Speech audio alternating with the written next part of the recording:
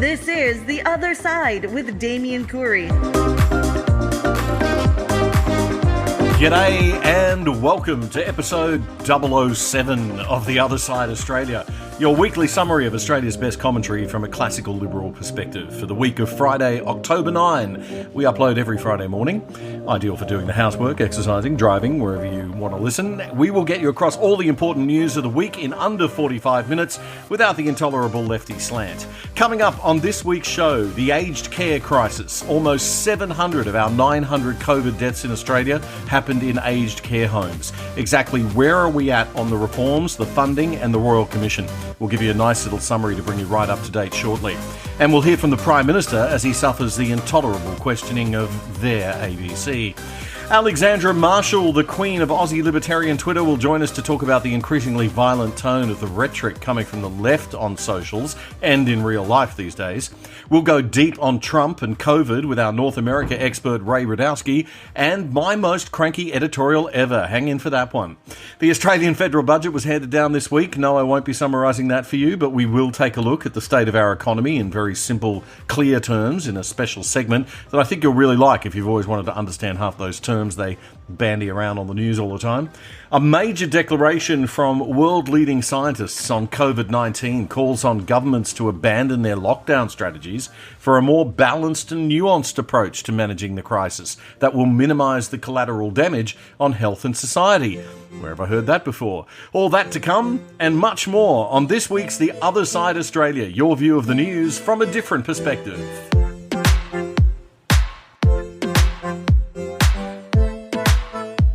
A new mini-documentary from PragerU called The Religion of Green is out.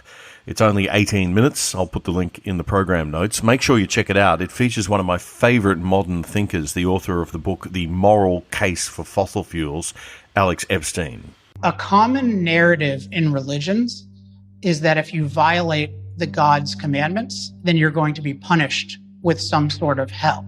And you can see there's an enormous parallel between this and what you could call the modern environmentalist commandment that we shouldn't impact the earth. There's just this assumption that if we have any impact on climate, or if we consume resources, or we put more plastics into the world, then it must be just a total catastrophe. That our activities are changing the climate. And if we don't act forcefully, we'll continue to see rising oceans, longer, hotter heat waves, dangerous droughts and floods.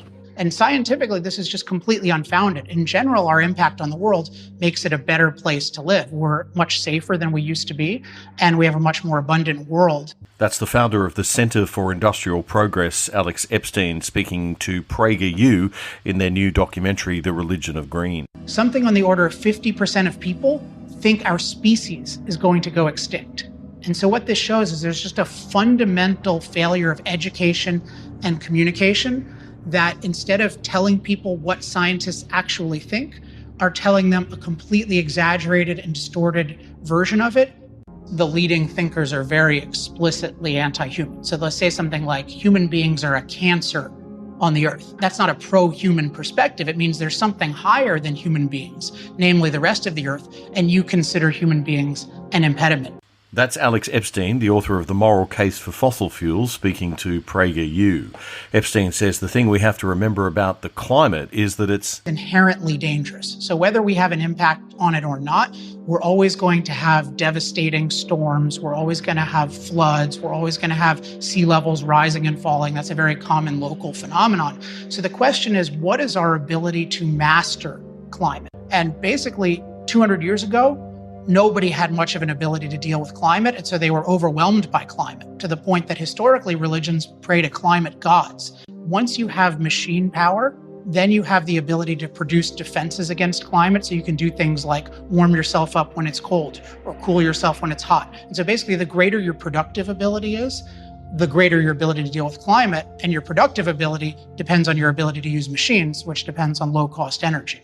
And that's from the PragerU documentary, The Religion of Green, which you've got to check out. And make sure any teenagers, watch it as well. You'll find the link in the program notes. You can just Google it, or you can check out The Other Side Australia's new Facebook page. If you haven't liked the page yet, please do. You'll get all the updates on the show. That's our Facebook page. Just go onto Facebook and search up The Other Side Australia.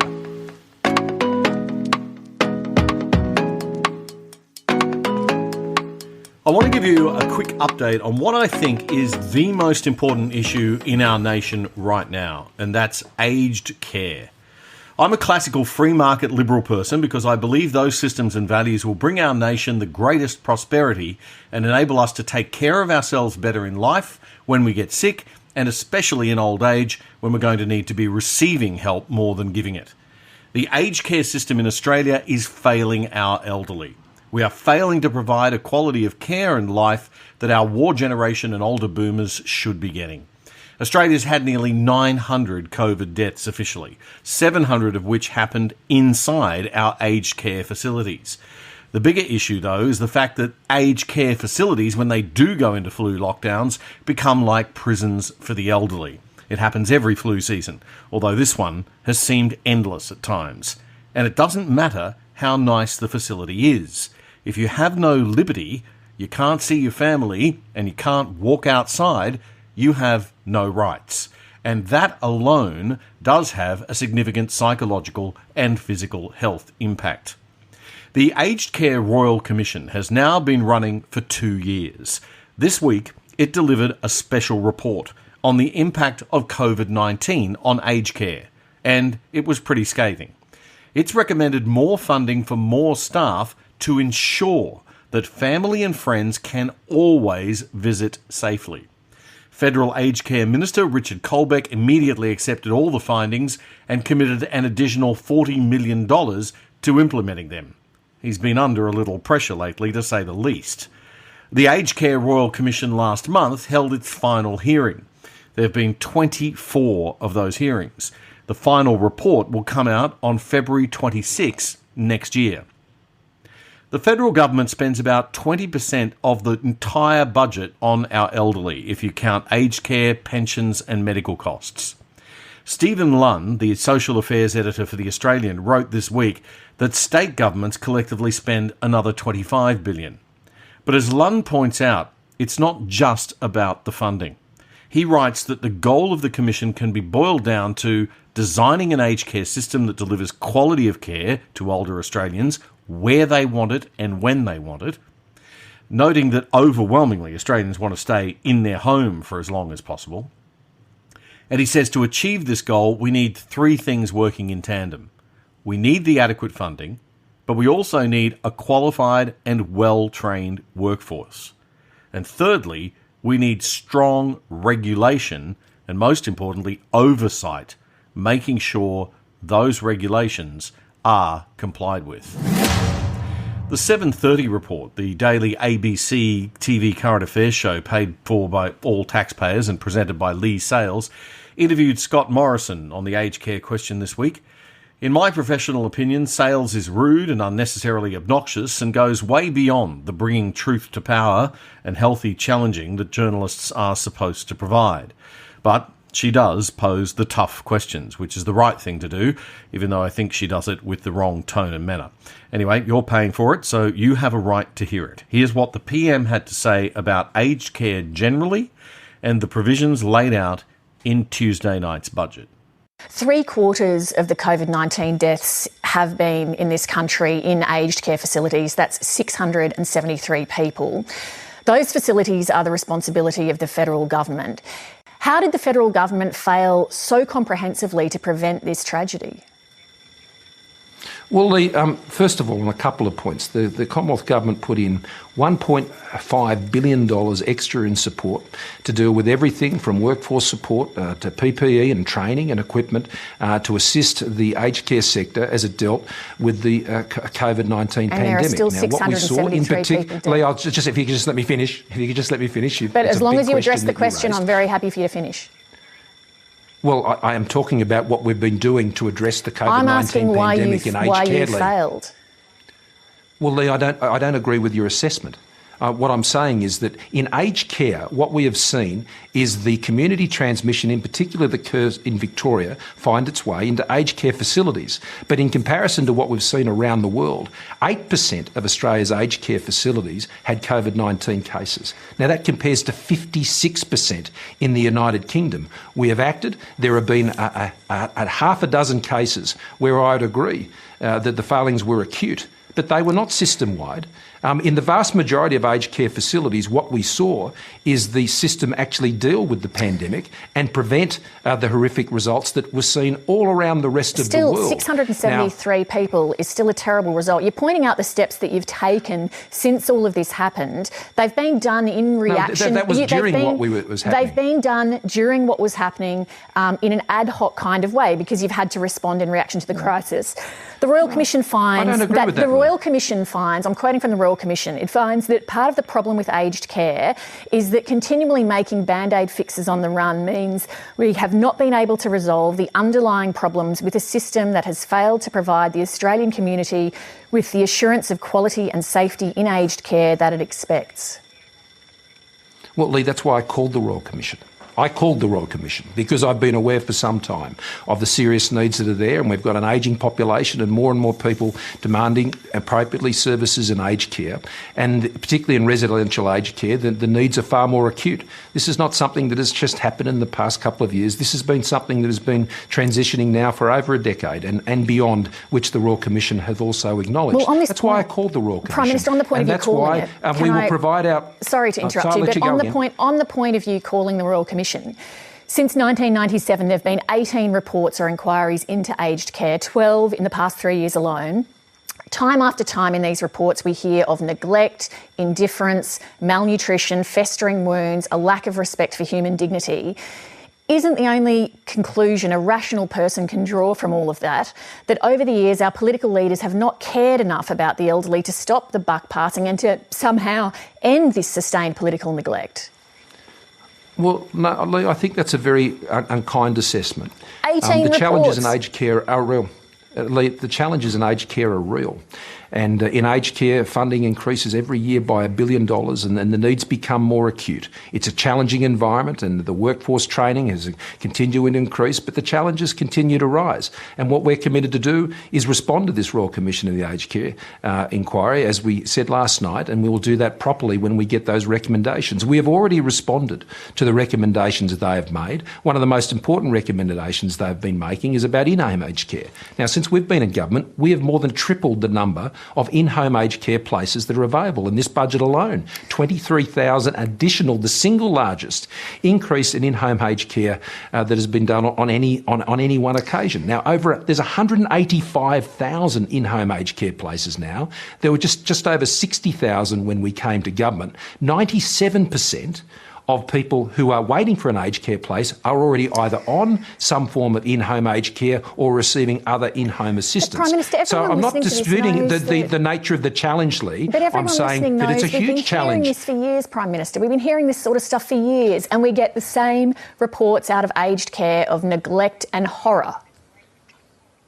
Well, it's a difficult challenge, Lee, and that's why we continue to spend more on it and we continue to learn more about how we can improve in this area. Now, we've all had our own experiences with aged care, Lee.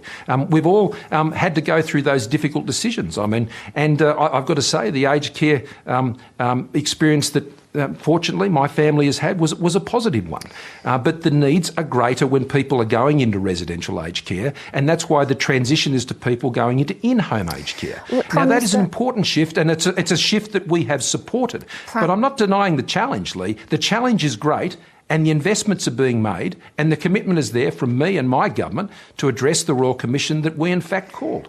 And that's Australian Prime Minister Scott Morrison speaking to Lee Sales on ABC TV's 7:30 report.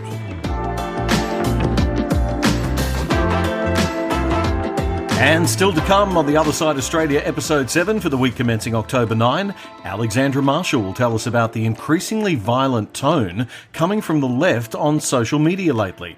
We'll discuss Trump's COVID week and the VP debate with our North America commentator Ray Rudowski, and my most cranky editorial ever. Hang in for that one. More proof this week that on COVID management, Australia's Labor state governments and Tasmania have got it wrong, and New South Wales has got it right.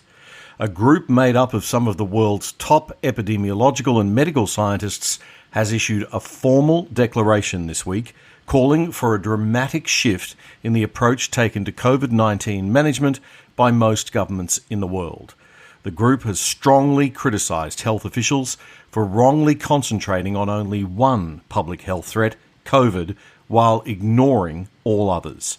The experts from Oxford, Harvard and Stanford universities want governments to shift their COVID-19 strategy to one that allows healthy and young people to live a normal life while protecting those most vulnerable. Those in care homes, obviously, and stopping infections in hospitals, but also more generally in the community. We think we can do that while allowing those who are not vulnerable to this disease to go out there and get infected and build up what we call, and will continue to call, herd immunity. That's Professor Sunitra Gupta of Oxford University. She's one of the scientists leading the charge. It's called the Great Barrington Declaration, after the American town where it was drawn up. Co-author Professor Jay Bhattacharya from Stanford University says it's important to understand that herd immunity is not a strategy. It's less of a strategy than a recognition of a biological fact. Herd immunity is a fact about most infectious diseases, the course that they spread through the population. Even if we were to have an effective vaccine, we would be relying on herd immunity as the endpoint of this infectious disease epidemic. Dr. Bhattacharya says a herd immunity strategy doesn't mean you sit back, do nothing, and just let it rip, as some suggest. That's, I think, the misconception that people have when they hear the words herd immunity strategy. In fact, it's quite the opposite. We learned a lot about this disease in the 8 months that we've had to live with it. In particular, we've learned what groups are most vulnerable should they become infected for mortality and other severe bad outcomes. We also learned about groups that are relatively well protected, even should they become infected. Children, for instance, in the United States, more children have died this year from the seasonal flu than have died from COVID-19. Children, and thank God, are relatively protected from COVID-19 infection should they become infected than an older adult, 65 or 70 or higher, who really are in a vulnerable position.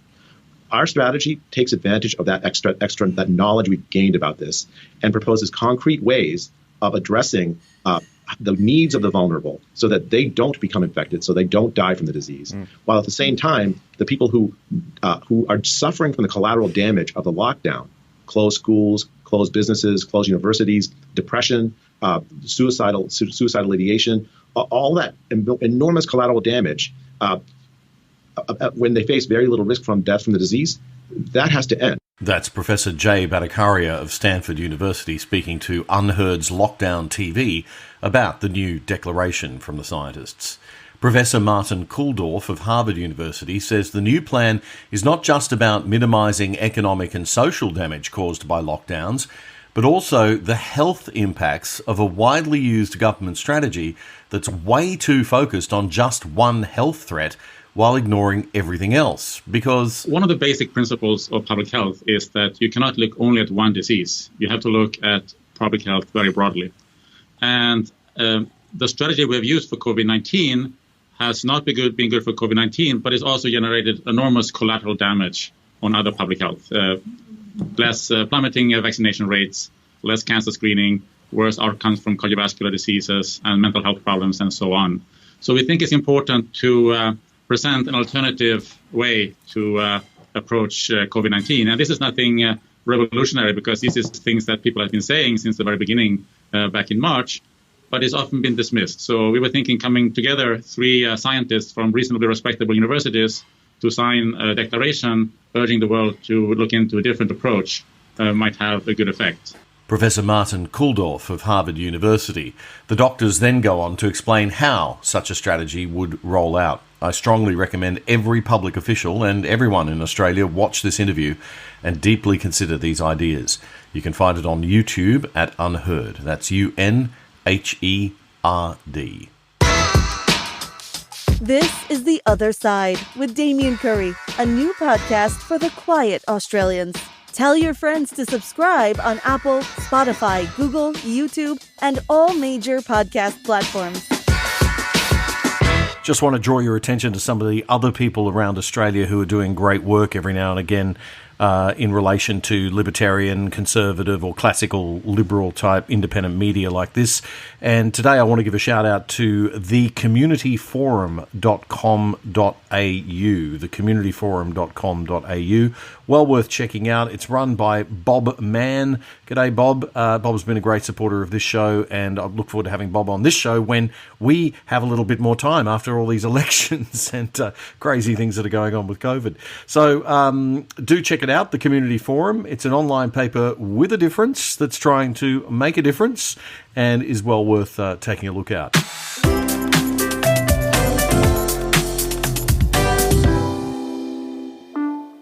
The federal budget news is everywhere, so I won't waste your time with a big long summary of every detail here. I thought what we might do instead is have a look at the state of Australia's economy from a facts and figures perspective in order to answer the question, just how stuffed are we? And the answer is pretty stuffed, but not too stuffed that we can't get out of it. Australia continues to perform okay, despite the fact that given all the blessings of our land, we should be performing a million times better. But anyway, here's where we're at. As you may have heard on the news, we've ended 28 years of continuous economic growth with a GDP decline in the June quarter, that's for the 3 months April, May and June, of a whopping 7%. That followed a decline in the first quarter of the year, January to March, of 0.3%. The GDP is our gross domestic product. It's the calculation of how much a nation produces, and it's used by nearly all countries in the world. It's therefore the top measure of an economy. Given that our growth in GDP in Australia has been around 2 to 3% per year for just the past 8 years, to lose 7% in just 1 quarter of 1 year is massive. And it's due to COVID, totally. Or more specifically, it's due to the lockdowns caused by the government reaction to the COVID-19 threat. Now, because we lost 0.3% in the first quarter of the year and then 7% in the second quarter, we've had 2 consecutive quarters of negative growth. And that is the generally agreed definition for economists of a recession. So we are officially in recession. By far, the biggest fall was in household spending. It went down a record 12.1%. Spending on goods only fell 2.8%, but spending on services was down a massive 17.6%. Investment in houses fell 7.3%, the biggest decline in 20 years. Our exports fell 6.7%, but our imports fell even more, down 12.9%. So, yes, the politicians are right. We need to get the economy moving again. We need to create jobs, minimise the loss of jobs by preventing business closures, and we have to stimulate spending. This is what economists mean when they say we need to stimulate the demand side, get people wanting and demanding and spending again, so that'll drive up supply and growth and get everything going. Now, this explains why they're giving away so much in this year's budget. The budget tells us how much the government thinks it's going to spend in the next 12 months, and it tells us how much it thinks it's going to bring in tax. The government wanted to run a budget surplus so that it was spending less than it was taking in taxes in the next financial year. But Treasurer Josh Frydenberg and the Liberal Party have to suck it up and do a budget that was really the opposite in some ways to the traditional hands-off economics that classical liberals like to do. That's called laissez-faire economics, which is French for leave it alone. But we couldn't do it this time.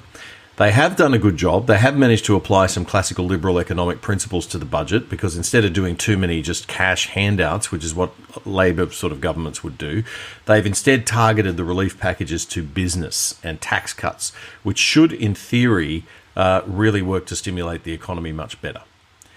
So how serious is this crisis that has a conservative liberal government handing out goodies like Bernie Sanders at Halloween? The OECD says the global economic contraction caused by COVID is 4.5%. That's how much the global economy is shrinking. Now, to put that into perspective, the global financial crisis we went through back in 2008 caused global contraction of 0.1%. So it's 45 times more serious than the GFC. So even Ronald Reagan, Maggie Thatcher and Ayn Rand would probably be looking to hand out some cash at this point to get things moving again. The problem is this. Despite what the left wing of most Labour and Democratic parties around the world like to think, money doesn't grow on trees, and the government can't just print more of it. Money represents real value in our economy. That's what money is. If the government prints more cash and the real value of our economy doesn't change, then the value of the cash, the money, just goes down and we get nowhere. So when the government prints money or does other economic stimulus and we have a budget deficit, the money, the real value, has to be borrowed from someone else to pay for it. Now, the government was hoping to bring us a budget surplus this year and use that to pay down some of our existing national government debt. But along came COVID and that went right out the window. Josh Frydenberg still hopes we'll be able to pay off all government debt by 2030, but that's pretty optimistic. Gross debt is around $600 billion now, and the COVID spending is likely to get us nudging the $1 trillion mark on gross debt next year. So, how do we compare with the rest of the world? Well, not too bad. Our debt to GDP ratio, the amount of money we owe compared to the value of everything that we produce as a nation in a single year, is around 45%. Now, that'll go up well above 50, probably landing at about 60 to 80% at the end of 2021. But it's well below the US, which has a debt to GDP ratio over 100%, Japan at 234%, and Greece at 187%. But we really don't want to get to those levels. The reason we don't want the government to be in that much debt in Australia is because of how much debt households are in. Our private household debt to GDP ratio is the second highest in the world at 120%. All right, so in summary, it's not the end of the world, but boy, we need to be careful with our pennies moving forward. But we need to spend. So, the right thing to do, pay down a little bit of your household debt. Don't take on any more debt under any questions. Spend as much as you can with what's left over. And make sure you don't support any of our government's spending on anything that isn't related to getting business moving and creating jobs for the next few years. No luxury pet projects, just the essentials. On that front, this is a careful, sensible, well-targeted budget, and even Anthony Albanese is having trouble finding something to criticise. One final note. We also need to be really careful about our state debts blowing out. With Queensland's Palaszczuk, Trad, Miles, Dick Labor government spending like mad because they have to keep the biggest public service per capita anywhere in Australia funded, Queensland is barrelling towards a state debt alone of $100 billion plus, with a population of just 5.5 million people. Victoria, in contrast, will have a state debt of $60 billion for its nearly 7 million residents, and New South Wales will hit $39 billion for its 8.2 million people. That alone is reason to do what needs to be done on October 31, Queensland. Never mind all the other reasons you've got. The best way to get the podcast is to have it emailed to you. To get on our mailing list, simply drop us a line at theotherside@gmail.com. That's the other side, AUST, all one word, @gmail.com. Joining us now is the queen of libertarian, conservative and classical liberal Twitter in Australia, Alexandra Marshall, @EllieMelly. Welcome back to the program, Alexandra. Good to talk to you again.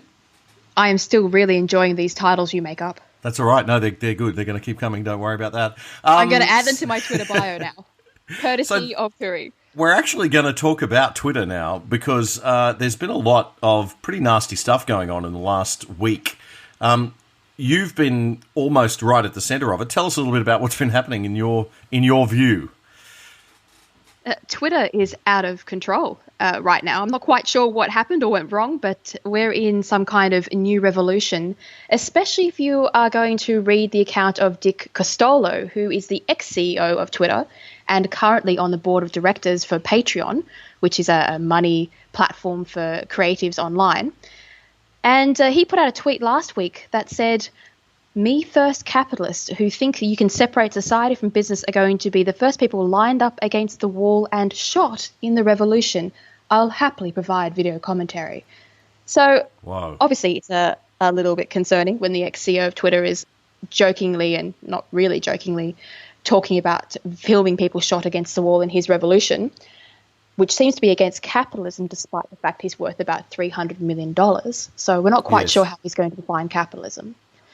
But most of these Silicon Valley people have a very strange psychology in that you and I are peasants in comparison to these kids, but they think that we should be shot in the revolution.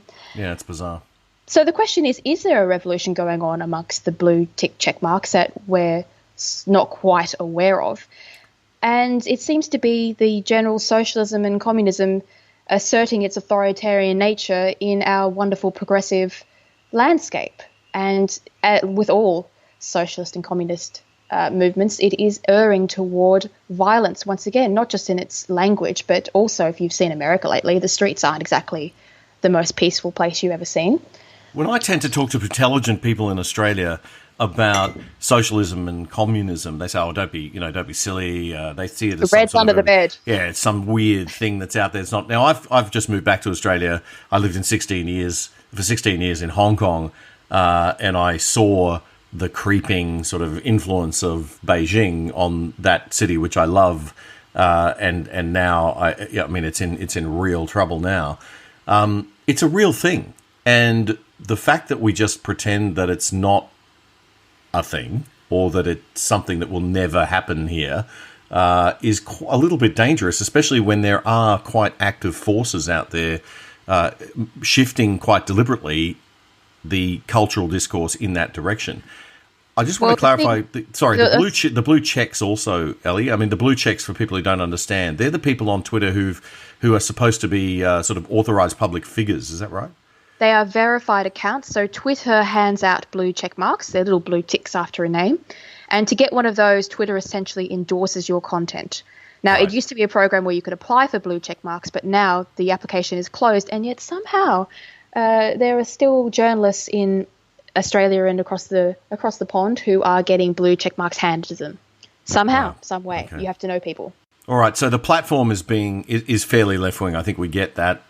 It is dominated by the left. The algorithm will take you into a community of like-minded people eventually, though. I mean, that's how I discovered you, for example, and started following your stuff. You personally have had some issues in the past few days. It happens to me quite often, but last week there is a journalist in Melbourne called Benjamin Miller. Now, he went on a couple of weeks campaign diving through my tweets and reposted them to his followers with, let me give you an example of how they engage in defamation these days. So he would post a thing about the New Zealand massacre and far-right terrorism, and then directly underneath them he would put photographs of me and my tweets and suggest that I have in some way connected to the New Zealand massacre. Oh, which, right. Yeah. You strike me as the type, actually. Yeah, we're talking professional defamation that these people carry on with. And another example of how ludicrous it can get is I was having a joke with the great Avi Yemeni, who is an activist, a conservative activist down in Melbourne, isn't he? I'm pretty sure he's in Melbourne. Yep. And he was having a joke about the social justice identity cards, how you get extra privileges if you're of a certain group. Right. And I replied to him and said, as a blonde-haired, blue-eyed female, I am a globally endangered species, therefore I trump your social justice card. To which everybody laughed, right? Yeah. It was not... Yeah. So Benjamin Miller, who blogs this and suggests in print that I am arguing in favour of the great replacement theory, and that because I said blonde hair and blue-eyed, I must be a white supremacist. And I'm like, I am blonde-haired and blue-eyed. What am I supposed to say? That's what I look like. This guy's a journalist? This guy is a journalist, and it's not just him. All of his blue-tick journalist friends in Melbourne join in. And so what then becomes the narrative online is that you are a far-right supremacist. And that's how they do it. That's how they then label and discredit your opinions based upon mass campaigns of essentially propaganda. So the whole violence thing is a bit disturbing. And I alluded to this earlier when we were talking about Trump, and the tweet this week that disturbed me the most was the one that came from the Queensland Deputy Premier, no less, the man who would be Premier if anything happened to Anastasia Palaszczuk. And he is also the Health Minister, so he's the man responsible for our wonderful COVID border closure. This guy, who's up for election in a few weeks, decided it would be a good idea to tweet at Donald Trump. in response to his announcement that he had COVID, saying basically that, he could suggest perhaps injecting some disinfectant. Have you considered doing that? Which I just found to be astoundingly out of line. Someone said to me, oh, yeah, but look at all the horrible tweets from Donald Trump. So I went through Donald Trump's Twitter feed for a few hundred tweets, and I actually couldn't find anything anywhere near as offensive as that. This guy wants to be a statesman. I mean, he's in a position of authority and should be presenting himself as a respectable and responsible member of society, and yet tweets something like that, and people cheer. Like a lot of people cheer. Our press and our politicians are a national embarrassment. That's the kind of quality they're coming up with. I mean, there was a guy who was a White House correspondent only a couple of days ago saying he felt safer in North Korea than the White House because of COVID-19. Oh, dear. Well, people like Dee Madigan, who's another wonderful, verified Australian alleged journalist, she was having a great time with Trump's announcement that he had COVID, and she said 2020 has slightly redeemed itself. This is following the news of Trump. God. And Jane Caro got underneath saying, if it is true, and then they had like a little party on their tweet. So when I called them out, Dee's response to me was to say, stop trying to be someone you're not. This is from... Oh, yes, you're not in our club, darling. Yeah. You're not good enough to be in our club. Yes, not in the Sydney North Shore wealthy champagne socialist club. I am a North Shore girl, but not all of us are socialists. No, well, I would have thought none of you should be socialists, really. Yeah, exactly. What if I know there was of this any sense in the world. But yeah, so that's how they react if you call them out on their sort of indulgence in the misfortune of others. Yeah, well, they're always on the side of, good and the little guy and the underdog and all of that, which they wouldn't know anything about because they don't understand the basic principles of economics and how you really help poor people, but we won't get into that. They care about you unless you're a peasant. And then exactly. They don't. Yes, then we don't care about you anymore. I want to just quickly finish off having a quick chat about Avi Yemeni because for people who don't know Avi, he is he's an activist, but he presents as a journalist. He's conservative, but he goes out there with a microphone and a camera and he puts himself in harm's way. Definitely puts himself in harm's way. He actually was thrown to the ground, singled out, I believe, by the Victorian police and thrown to the ground and put under arrest for a little bit of time and then later released. But the most disturbing thing about that episode with Avi, for me, was the midnight knock at the door. They went around to his house late in the middle of the night, knocked on the door. I didn't hear about this. Yeah. And he talks about it in one of his programs, and he said, they basically did that at that time to intimidate. It was a classic, intimidation technique, which, if you've lived in somewhere like China, you would understand where that comes from. So that is particularly scary to me that the police in Victoria are actually operating in that manner. Although it's frighteningly not surprising at the moment. This is why I started calling them a political militia, because this is not the behaviour of a police force that works for the people. No. This is intimidation. That's not right. Now, Avi started a campaign, which I think is fantastic, to fight the fines. And I think the website, I'll get the website correct later and make sure we've got it right, but I think it is fightthefines.com. And fightthefines.com is basically going to crowdfund to look at cases and fight cases and get lawyers on board who will basically challenge these ridiculous fine levels. $200 would be a deterrent to me. I don't know why $1,652 is necessary. The first case that Avi's working on at the moment is a really sad story about a guy who's been living in his car, trying to save up money to get back into an apartment, do the right thing. He's raised $3,000. He gets a tap on the car window, and the cops are there, and they hit him with a $1,652 fine because he's apparently out of his house, which he wasn't. Well, he was in his car, and his car is his house. If you don't have a house, it's pretty hard to be in your house. Yeah, really sad story. And this is the sort of thing that just irritates me no end when you hear the left and the Labor Party talking about wanting to do the right thing by the poor and looking after people who are disadvantaged. And you've got someone like this guy in this situation being hit with a fine at that level. Or just why would you even have fines at that level? There's no It would justification not surprise me if they tried to argue that he was circumnavigating the 5K rule because he could drive his house around. Yeah, there you go. What happens if your house is mobile? Your 5K rule changes. Someone should pose that to Daniel Andrews in his next press conference. Yeah, there's a lot that could be posed to Daniel Andrews. I'd pay to see that. All right, well, Ali, thank you very much again for talking to us. Alexandra Marshall, lovely to chat with you. We wish Avi good luck in his journeys and his quest to restore democracy to Victoria. We certainly do. Alexandra Marshall, thank you very much for being on the show once again. If you want to follow Alexandra on Twitter, it's at Ellie Melly, ELLYMELLY. It's okay to dislike Donald Trump, but is our dislike getting in the way of acknowledging important stuff he gets right, especially around COVID? Trigger warning, my crankiest editorial ever is coming up, so if you don't like Cranky, or if you don't like Trump, maybe jump ahead a few minutes. This is The Other Side with Damian Curry, a new podcast for the quiet Australians. Tell your friends to subscribe on Apple, Spotify, Google, YouTube, and all major podcast platforms. Much more terrifying than a virus that's killed only 200 people outside nursing homes in all of Australia in 9 months is the way that the people of the country have welcomed and demanded tyranny from their governments. In America, where COVID has possibly been the primary cause of death of as many as 1 in 2,000 people, many very smart people, yes, scientists, are pushing back against the irrationality of the mass public hysteria of lockdown worship. How much of the unwillingness to accept that this virus is not as deadly as first thought, and that lockdowns, while a good idea to be careful in March and April, are now utterly ridiculous in September and October, is attributable to a pathological unwillingness to credit the orange man with saying or doing anything right, ever? How much is attributable to the political gameplay of an election year in the United States, and also here in Australia in my home state of Queensland?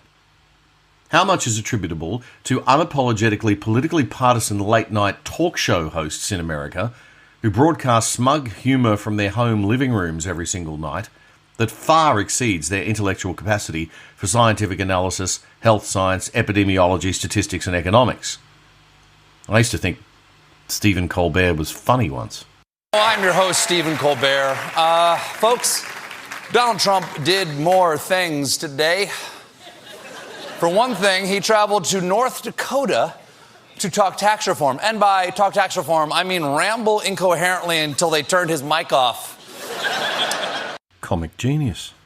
How much is attributable to the intellectual laziness of those who find it easier just to go with the flow of the dominant cultural beliefs espoused by the grown old but not grown up cool kids in our society? We may have done some serious damage to our culture, to our concepts and understanding of freedom, our fundamental institutions, our economies, and our health because of these lockdowns. And nobody seems to care. But an old bloke with quite flawed character in some respects and funny hair and a fake tan, who believes in being positive to a fault, has most of my intelligent friends seething with rage and fear. A strange man with quite moderate, classically liberal New York Republican values, who seeks to set his country simply on a cultural path of progress, innovation and prosperity, and overturn decades of excessive self-critique and self-hatred, the rise of victim consciousness, a politics of race and gender identity, all of which have done far more to damage the national consciousness and its institutions and create division and polarisation than he has. He is the big threat of 2020?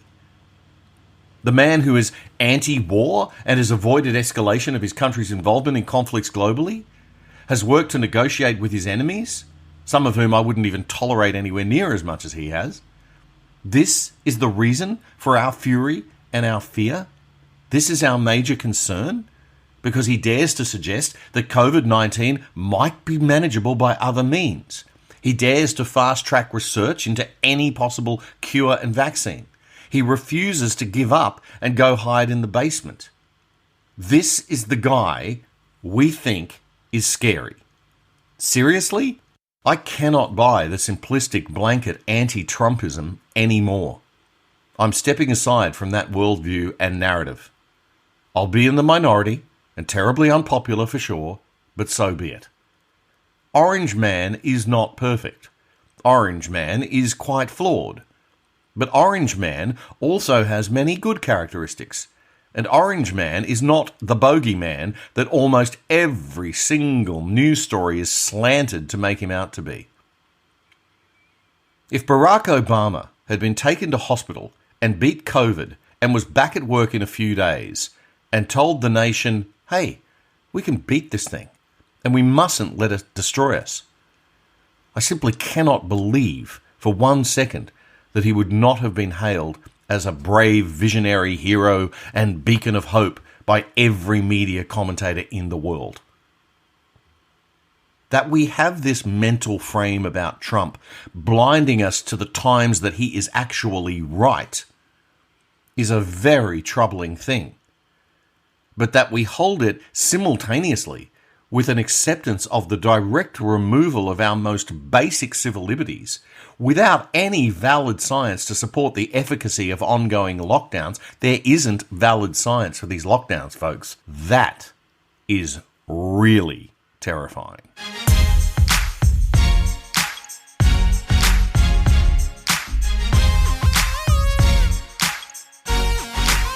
Ooh, well, yeah, I've kind of calmed down now. I'm back to normal after my little rant, Ray. I just went off on a tangent there. Ray RUDOWSKI joining us now, our man on North America. Ray, the vice presidential debate, not the biggest story of the week. We'll come to Trump and COVID in a moment, but the vice presidential debate just happened.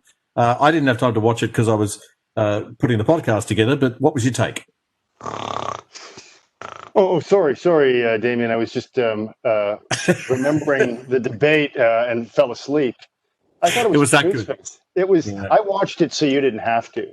Thank you. I appreciate it. It was a snooze fest, but I think that there were some very important key moments that emerged from it that I think will define the last couple of weeks of this campaign. They talked about Trump's health in a reference, but the elephant in the room is Joe Biden's mental capacity is deteriorating, and that was not addressed.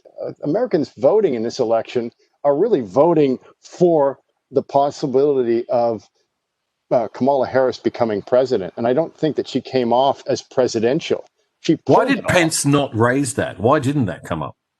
Do you think? I wonder in some ways if this is like one of those situations where it would be used against the Trump campaign as just being too mean-spirited. There's no actual medical evidence, but it's clear from anyone watching Joe Biden's speeches that he just gets lost in the middle of them. Particularly important in a vice presidential debate to be doing that. How was Pence's performance overall? He's usually pretty dull and boring. Well, you know when the debate really doesn't have much content, when Twitter and the mainstream media is blowing up over the fact that a fly came buzzing in and landed on Mike Pence's head. And he looked like a lizard. I was just waiting at some point for his tongue to come out and kind of grab it and bring it back in. I mean, oh God, don't talk about lizards. I'll have all the QAnon people will be calling up saying, that they're aliens or something. So the fly, I think it's hashtag fly 2020. Right. Twitter is trending on. I think if the Trump campaign is smart, they'll say, once again, it's an attempt by the Democrats to bug our campaign. Pence wasn't too dull.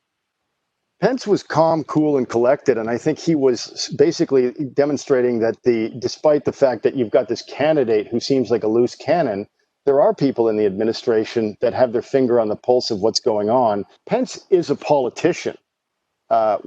And so he adds that gravitas to the ticket, whereas Trump is the disruptor. It's a good double act. Well, the other thing I think that the mainstream media is not playing up that for me stood out as a key gotcha moment was when they asked both candidates to comment on the Breonna Taylor case in the United States. Kamala Harris comes out and basically condemns police violence. And Mike Pence comes out and hammers down on what I think is a really important issue in this campaign for moderate Democrat voters, which is condemning the looting and the violence.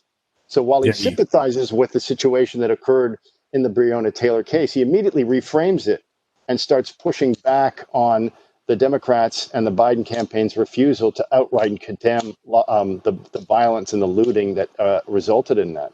And I thought that law and order issue is really critical, as you mentioned last week.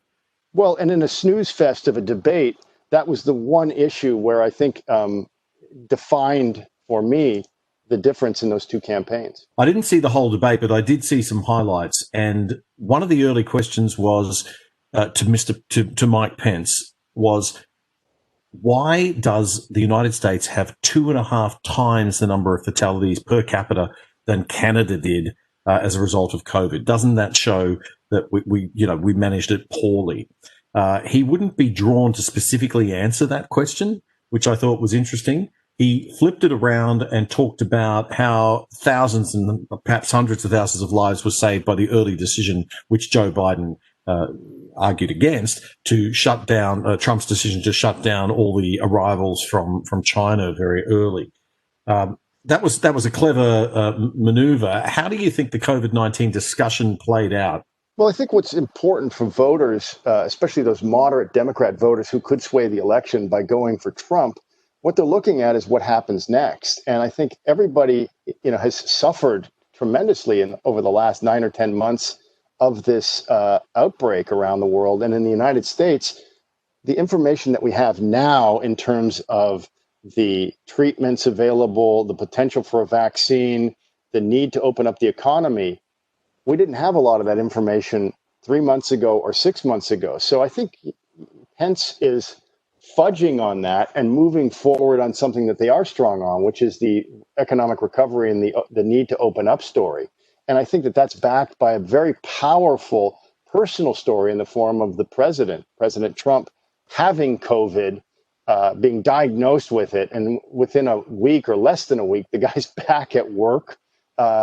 He's talking about it in very kind of human terms, that don't let it dominate you. He's offering a story of hope. And being in the media, as we both were for many years, and then into strategic consulting, that whole idea of the survivor story is a very powerful narrative. And somehow the mainstream media wants to dismiss it because it's President Trump and they don't want to offer who survived. And they keep playing up the idea that, well, he could die.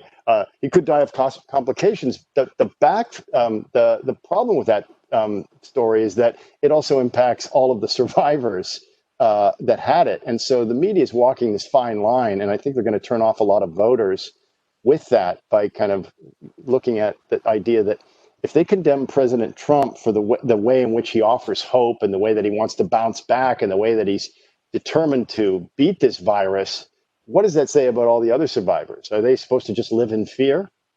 That was a very powerful visual message that he delivered over that whole hospital thing. He was up and at it all the time, doing very deliberately, being very engaged and showing that he was still working. Lots of press conferences from inside the hospital. He did the drive around outside that he got criticized for because, it could infect somebody, which is probably not true because of the sealed section of the car that he was in. And the visual is so powerful. And it basically says, I'm still operating, I'm still going. And then he did the I'm going back to work and the big visual stage thing where he arrived back at the White House, et cetera, et cetera. But do you think that stuff's going to work? Do you think that I mean, my intuition as a communications expert would say, well, yeah, okay, that's definitely going to work. He's owned the visual. The visual we're getting at Biden is of a man cowering in his basement with a mask on. So Trump is brilliant at this stuff. But do you think, Ray, going to translate into a lift in the polls? Well, it already has, and we're seeing that in some situations. There's a poll that came out just over the last couple of days that shows Trump ahead nationally, 46-45 over Biden, and then in key battleground states as well, 47-45, I believe. And then nationally, his approval rating is at 50%. Now, if you look at the fact that the polling and the methodology has come under question, it's impossible to think that in this point in the campaign that Biden would be ahead by double digits. So I don't believe those polls.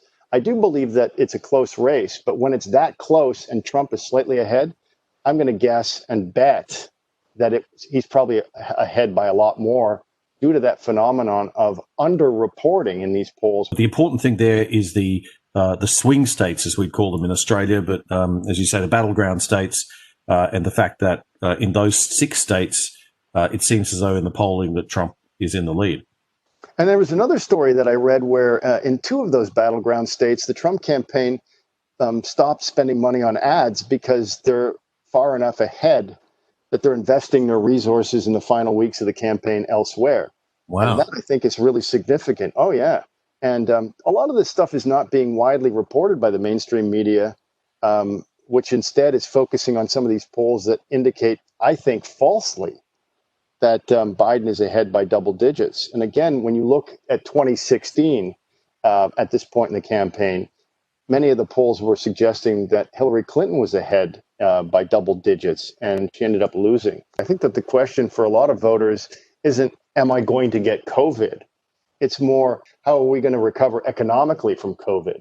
That, I think, is a much more important question, because many will not know personally, especially in many of those states that have been under lockdown, may not know anyone who personally had it. But they may have been impacted economically because they've been under lockdown. Their business has been shut down. They can't go out. They can't go to church. And I think that those are that's a bigger issue than tossing out a number and saying this many people died and this many people were affected and it's all Trump's fault. I think that story is now shifted towards, how do we get out of this? What's the next story? And I get back into the idea that Trump himself has a personal story of recovery that I think is very powerful to that group of voters who have been affected and are looking for hope to get back into a normal routine again. Well, it's brilliant. I mean, it's a metaphor. He is the living metaphor for the recovery. As the symbol of America, he is the metaphor for America's recovery. He is the honey badger. I mean, he gets bitten by a cobra, he goes to sleep, next thing you know, the cobra dies. I mean, this is, I think, where people who have been so affected by what's happened over the last 9 months, many of them, back to your question, many people may not have necessarily been affected by the disease. They may not have known anybody. They may not have lost anybody, but they will have been impacted by it economically, socially, mentally.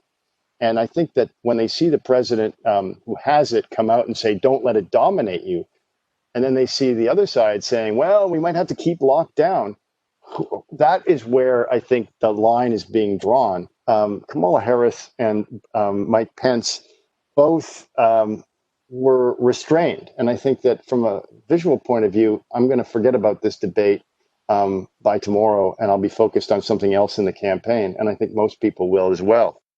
I just want to touch on one more thing before we wrap up for the week. And the story out of the NBA that they're going to abandon their social justice messaging.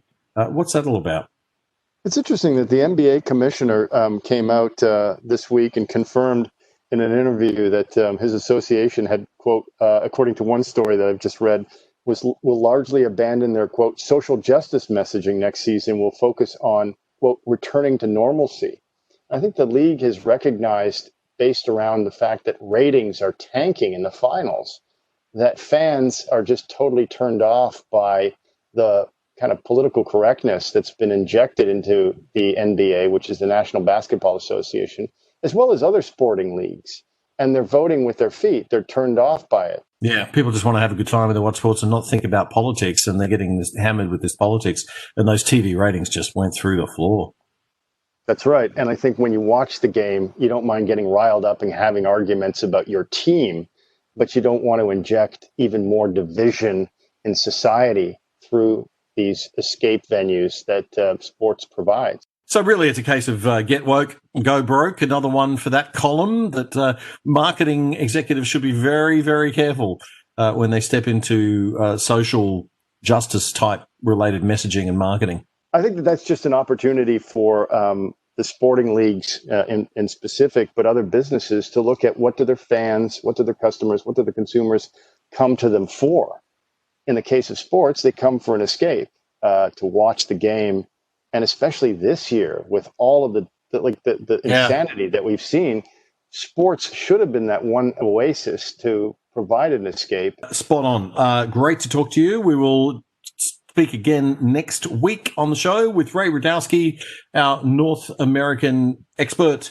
And that wraps up The Other Side Australia, episode 7. We will be back next week with episode 8. We upload every Friday morning. Don't forget to get onto our Facebook page. If you haven't got onto Facebook with us and liked us already, and you'll get all the information that you need. We're at The Other Side Australia on Facebook, or you can follow me on Twitter at DCOORY, DCOORY. We will catch you next week. Have a great one.